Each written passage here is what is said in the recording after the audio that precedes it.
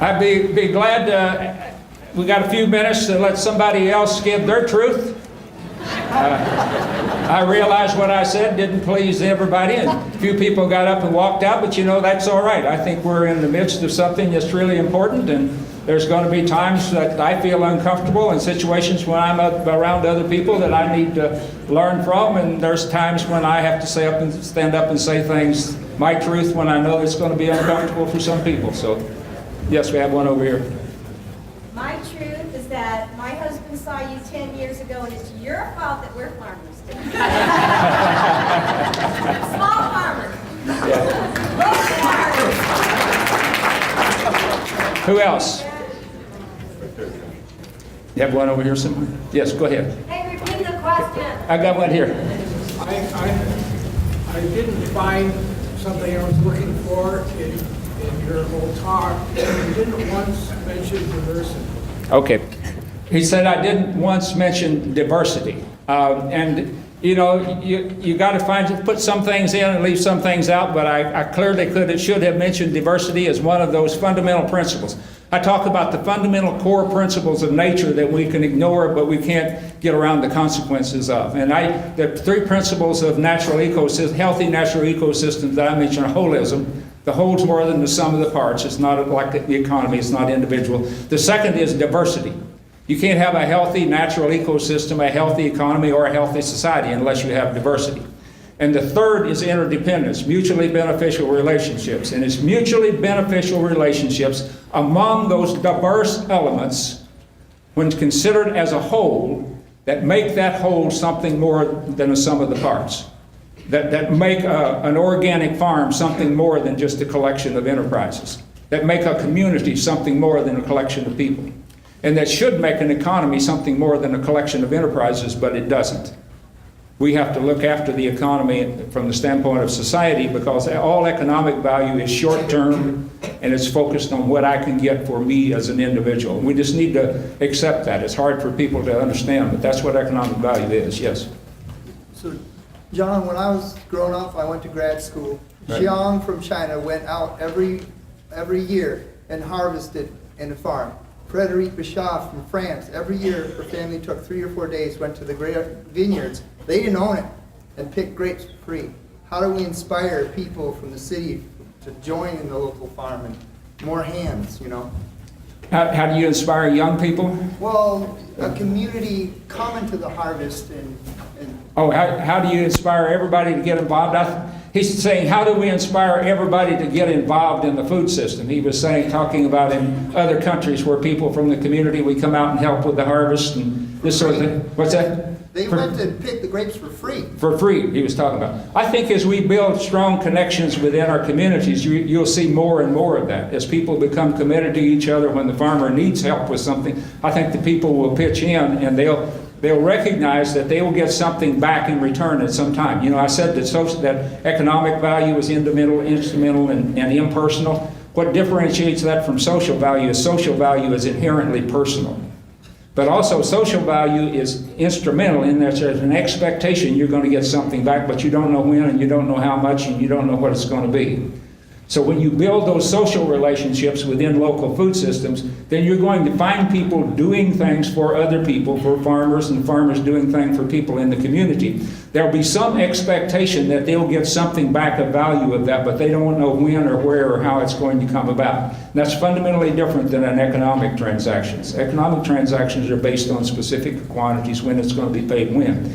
So as we build those social connections, then we're able to meet a lot of our needs without ever going into the money economy. But we do it through this idea of reciprocity.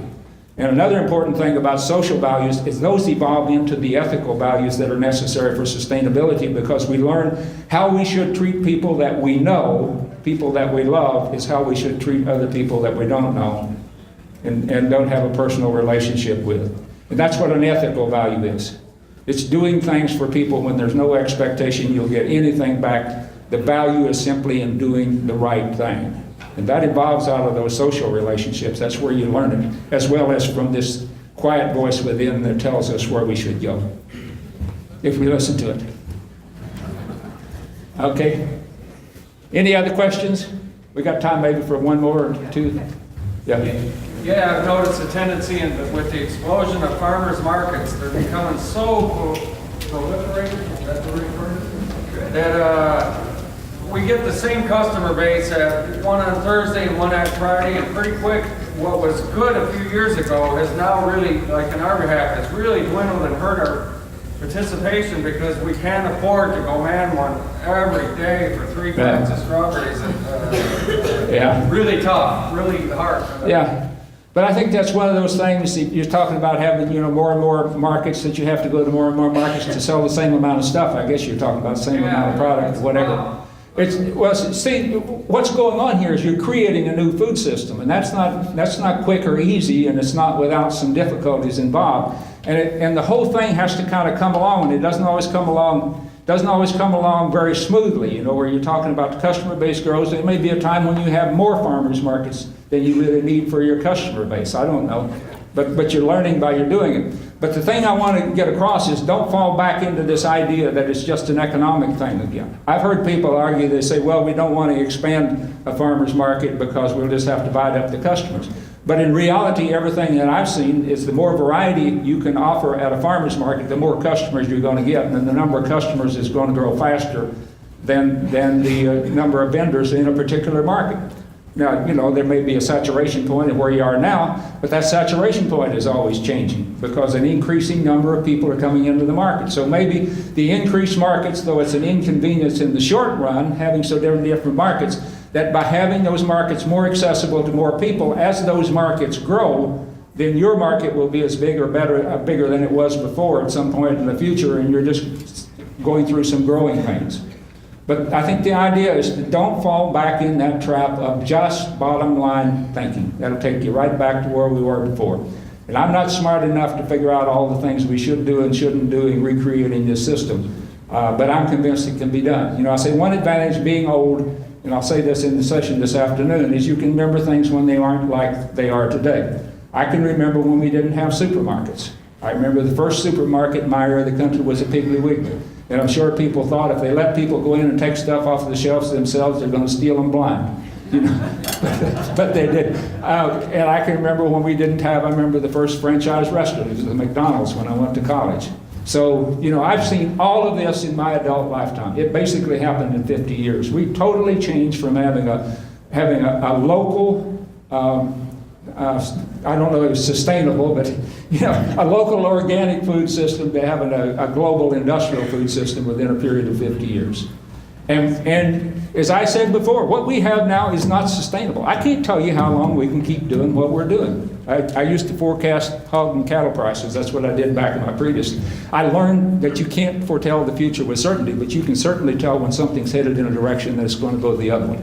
And we're headed in a direction that can't be sustainable. And that change will take place, and it will go in a different direction, either peacefully or violently. It will change. What I'm about is saying, even if it continues to go for a long time, we need to continue to work to build this alternative system, because if the other one eventually collapses and people say, what in the world will we do now? We say, do what we've been doing for the past 20, 30, or 40 years. Here is the model. Here is the paradigm. And you'll have it ready to march in, and the transition will take place in a decade. I'm hopeful, if not optimistic, about the future from what I see happening out here and what I've seen in this movement over the past 25 years. And it's growing all the time. Conferences like this, there's an increasing number. This is a great conference. But you're in the category of 1,000 or so. There's probably a dozen now that are approaching that category all across the country. The Upper Midwest organic growers will probably have, Rich, 3,500 this year, 3,000 at least. This is a movement that's going across. I used to think I was kind of on top of what was going on. Everywhere I go, there's things going on out here. This is something, you're in a very interesting time. You young people out here, you have great challenges, but you have great opportunities. There aren't many generations in the history of humanity that have this opportunity to totally redirect the future of humanity. That's where we are. We've seen these things happen in individual civilizations before, but never for a global civilization. Never has humanity been confronted with the challenges globally that you have today. But never has there been an opportunity to turn global civilization to a fundamentally better direction. I think that's where we are. Ever so often in human history, we go through these crisis periods, and sometimes we fall back, but that's mostly what takes us to the highest level. I think that's where we are today. We have the opportunity to create a fundamentally better world for our grandchildren and their grandchildren and for 7 and 70 generations beyond that. Any other comments or questions? Yep, I'll be short. About the collaboration of farmers, instead of having to go out to the markets every day, we have an artist co-op that you can kind of carry over, where all the artists put all their work in this building, and they rotate hours, and it's open all week. So it'd be like, it's open all the time, and you could bring whatever you have, but you're not working having to go away. You can just be like, my shift is for 3 hours this day, and everyone works together to sell. Yeah, she's talking about an artist co-op, where you get together and you display all the artwork, and then the artists take turns coming there and being on side. And I may be speculating as to whether or not that might mark also for food and for vegetables and things like that, where you can share the responsibilities of being there. I think all of these ideas are worth trying. It makes sense to me. I'm not smart enough to know what will and won't work, but I'd encourage you to try it if it makes sense to you. Your opinion is as good as mine. Yep. Had one more back here, and then I think we better call it. Yeah, if I understood you correctly, you attributed most of the increase in healthcare costs to cheaper food. My question is, how much can be attributed to cheaper food from statistics, and how much could be attributed to an aging population and the baby boomers? So I'm just curious how much. What was the last one? How much attributed to what? To the actually cheaper food versus an aging population. The aging population? I couldn't break that out. Aging population is certainly a part of it, but part of what I base my thing on it, and you can't prove a lot of these things. A lot of the things that we're dealing with now, this is another whole answer of what I won't go into, but we're going to have to recreate science. The science we have today is kind of a mechanistic science where you can take things apart and look at the pieces and then figure out what's going on. But we need a holistic science, because the ecological, social, and health consequences that we're dealing with today are interconnected systems where it's almost impossible to disentangle the various causes. But let me relate very quickly to what I think is the most compelling evidence for changes in the food system. USDA keeps record of food consumption going back to 1909. And they published a report after 1999. It was 90 years of food consumption data, and various food types and a whole range of stuff. Very useful information. It's on the internet. But anyway, if you look back at per capita consumption from 1909 up to about 1960 or 50s and 60s, somewhere along in there, as people obviously were working less, they were less physically active, they were eating less. We were consuming about 10% fewer calories per person in the 1960s than we were like in the 19-teens, 1910. Okay, that consumption kind of leveled off in the 60s and 70s, but since 1970, it started going up. Now, obviously, people weren't, they weren't working more. They were still working less, they were probably riding more. So, but even though they were less active, they began to consume more. So by the early 2000s, and I extrapolated the data into the 2000s, we were consuming almost 25% more calories per day per person than we were consuming back in the 1950s and 60s. Folks, if you consume 25% more calories and you work less, you're less physically active, you're going to gain weight. Now, what happened? What happened during that period of time? I argue the human species didn't change all that much. Maybe we evolved a little bit over 1,000 or 2,000 years or something. But I mean, the basic human nature, the nature of the human to be hungry or not be hungry, it didn't change all that much in the middle of the last century. But what did change was the food system. That's when we really got into the current phase of industrializing the food system, specialization, mechanization, fertilizers, pesticides, high yields, dense crop plantings, and there's a whole host of research that supports that. The changes that are in agriculture and the changes in the food system also. We went to more processed foods and things of that nature. So what did change was agriculture. And as we industrialized agriculture, I argue, and there's a lot of other people that will back this up, what we ended up doing, and this is what Professor Albrecht forecasted back in the late 1930s, we'll end up producing foods that are high in calories, because they come from stuff that come out of the air and not from ground, but lacking in essential nutrients that come out of the ground and various other reasons. That's what he said. He called them grow foods and go foods. And he said we'll end up with eating foods that are high in calories and lacking in essential nutrients. And basically, I think we ended up with people that are overfed because they're undernourished.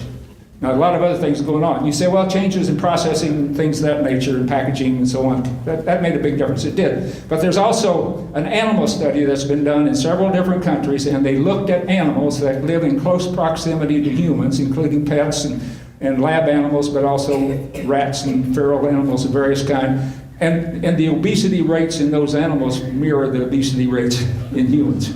So it wasn't a lifestyle. They weren't playing video games all day. They weren't sitting in front of the TV. You know, they were out doing what rats and moles and cats do. But they got fat because they were eating the same basic stuff that we were, whether it was the corn out of the fields or whether it was the corn flakes out of the box. Anyway, that's a good question, and I appreciate being here with you, and I'm going to be in a breakout session after lunch, so I'd be glad to follow up with any other questions at that time. So thank you very much for being here. And thank you.